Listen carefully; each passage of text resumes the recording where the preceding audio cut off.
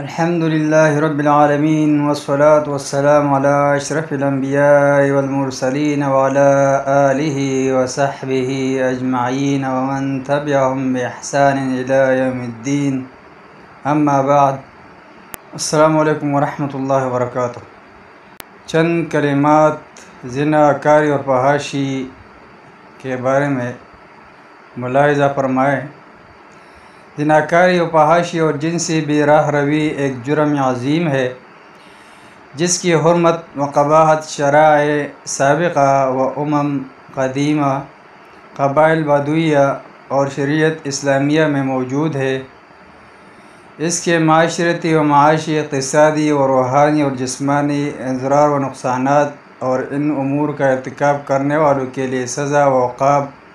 کی ضروری تفصیل ہم کتاب و سنت کی روح سے آپ کے سامنے رکھنا چاہتے ہیں تاکہ اس خطرناک اور مہلک جرم سے بچنا آسان ہو سکے۔ لفظ زنا اور اس کے مترادفات، مختصر لغوی بحث۔ نمبر 1، الزنا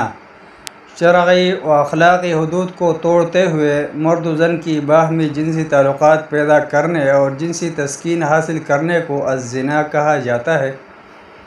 قرآن کریم نے اس فعل قبیح کو مختلف مقامات پر یہی نام دیا ہے۔ نمبر 1، سورہ اسراء بنی اسرائیل میں ارشاد الہی ہے جس کا ترجمہ ہے: زنا کے قریب نہ پڑکو، وہ بہت بڑا فعل ہے اور بڑا ہی برا راستہ۔ نمبر 2، سورہ فرقان میں ارشاد ہے جس کا ترجمہ ہے: جو اللہ کے سوا کسی اور معبود کو نہیں پکارتے، اللہ کی حرام کی ہوئی جان کو ناحق ہلاک نہیں کرتے اور نہ زنا کے مرتکب ہوتے ہیں، یہ کام جو کوئی کرے وہ اپنے گناہ کا بدلہ پائے گا۔ قیامت کے روز اس کو مقرر عذاب دیا جائے گا اور اس میں وہ ہمیشہ ذلت کے ساتھ پڑا رہے گا۔ نمبر 3، سورہ نور میں فرمان الہی ہے جس کا ترجمہ ہے: زانی نکاح نہ کرے مگر زانیہ کے ساتھ یا مشرکہ کے ساتھ، اور زانیہ کے ساتھ نکاح نہ کرے مگر زانی یا مشرک، اور یہ حرام کر دیا گیا ہے اہل ایمان پر۔ نمبر 4، سورہ ممتحنہ میں اسی لفظ کے مختلف صیغے استعمال ہوئے ہیں جس کا ترجمہ ہے: اے نبی صلی اللہ علیہ وسلم، جب تمہارے پاس مومن عورتیں بیعت کرنے کے لیے آئے اور اس بات کا عہد کرے کہ اللہ کے ساتھ کسی کو شریک نہ کرے گی، چوری نہ کرے گی، زنا نہ کرے گی، اپنی اولاد کو قتل نہ کرے گی۔ نمبر 2، البغاء عربی زبان میں اس فعل شنیع کے لیے ایک دوسرا لفظ البغاء بھی استعمال کیا جاتا ہے جس کا زیادہ تر استعمال لونڈیوں یا باندیوں کے لیے ہوتا ہے یا پھر پیشہ ور جسم فروش عورتوں کی بدکاری کے لیے ہے۔ نمبر 1، سورہ مریم میں ہے جس کا ترجمہ ہے: مریم نے کہا میرے ہاں کیسے لڑکا ہوگا جبکہ مجھے کسی بشر نے چھوا تک نہیں اور میں کوئی بدکار عورت نہیں ہوں۔ نمبر 2، سورہ نور میں ارشاد الہی ہے جس کا ترجمہ ہے: اور اپنی لونڈیوں کو دنیاوی فائدوں کی خاطر قحبہ گری پر مجبور نہ کرو جبکہ وہ خود پاک دامن رہنا چاہتی ہے۔ ان دونوں آیات میں اللہ تعالیٰ نے اس فحاشی کے لیے لفظ بغاء کی ہی مختلف صیغے استعمال فرمائے ہیں۔ نمبر 3، السفاح اس بد پہلی کے لیے عربی زبان میں تیسرا لفظ السفاح استعمال ہوتا ہے۔ قرآن کریم سورہ نساء میں اللہ تعالیٰ کا ارشاد ہے جس کا ترجمہ ہے: ان کے سوا جتنی عورتیں ہیں انہیں اپنے مال کے ذریعے حاصل کرنا تمہارے لیے حلال کر دیا گیا ہے، بشرط یہ کہ حصار نکاح میں ان کو محفوظ کر لو،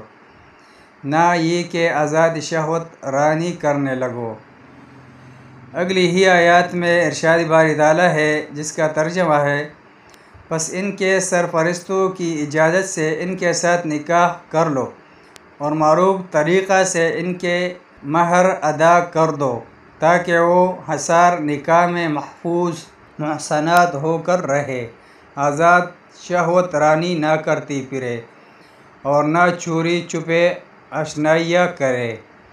اسی طرح ہی یہی لفظ سورہ مائدہ آیت نمبر 5 میں بھی وارد ہوا ہے۔ نمبر 4، اللعنت جنسی تسکین کے لیے حدود و قیود کو توڑنے اور بے راہ روی اختیار کرنے کے لیے عربی میں چوتھا لفظ اللعنت آتا ہے، اور یہ بھی قرآن کریم کی سورہ نساء میں آیا ہے، جس کا ترجمہ ہے یہ لونڈی سے نکاح کرنا اس شخص کے لیے ہے جو تم میں زنا کا اندیشہ رکھتا ہو۔ نمبر 5 الفاحشۃ۔ پانچواں لفظ الفاحشہ ہے جو زناکاری و غلام بازی، لواطت و فعل قوم لوط جیسے جنسی بے راہ روی والے افعال اور ایسی بد اخلاقی پر مبنی باتوں کے لیے اہل عرب استعمال کرتے ہیں جو بالآخر اس فعل بد پر منتج ہو، اور یہ لفظ مختلف اشکال میں قرآن کے بکثرت مقامات پر وارد ہوا ہے۔ چنانچہ سورہ بقرہ میں ارشاد الہی ہے جس کا ترجمہ ہے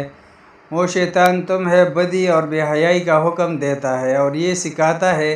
کہ تم اللہ کے نام پر وہ باتیں کہو جن کے متعلق تمہیں علم نہیں ہے کہ وہ اللہ نے فرمائی ہے۔ سورہ بقرہ میں دوسری جگہ ارشاد الہی ہے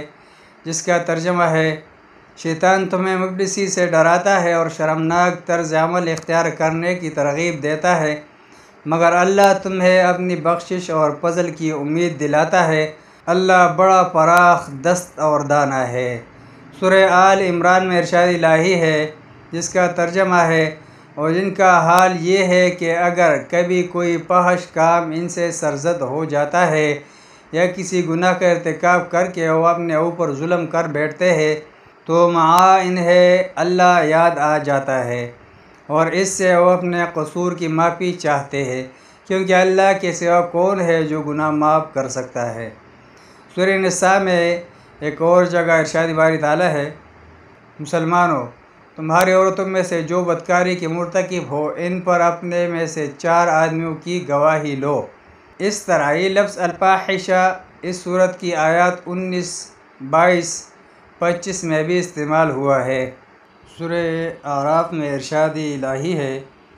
جس کا ترجمہ ہے یہ لوگ جب کوئی شرمناک کام کرتے ہیں تو کہتے ہیں ہم نے تو اپنے باپ دادا کو اسی طریقے پر پایا ہے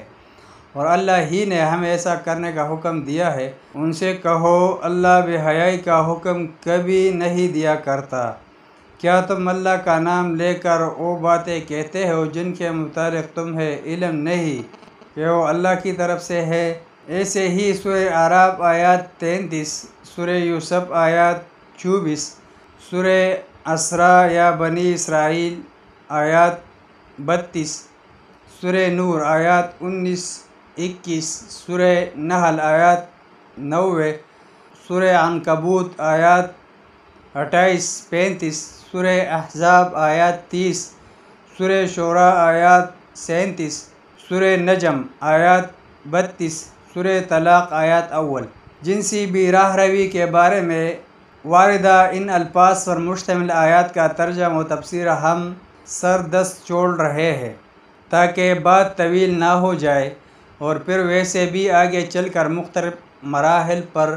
یہ آیات بطور دلیل مسئلہ بھی آ جائے گی، وہاں موقع بموقع ہم ان کا ترجمہ بھی ذکر کرتے جائیں گے انشاءاللہ۔ زناکاری صرف امت اسلامیہ کے یہاں ہی قبیح و حرام نہیں بلکہ یہ تو پہلی قوموں اور شریعتوں اور بادیہ نشین وغیرہ مہذب قبائل میں بھی اسی طرح بری نگاہ سے دیکھی جاتی ہے، حتیٰ کہ یہ تو وہ فعل رذیل ہے و ذلیل ہے کہ بعض جانوروں کے یہاں بھی اس کی مذمت کی مثال ملتی ہے، اور ان سب کی تفصیلات آپ کو کتاب ھذا میں ملیں گی انشاءاللہ۔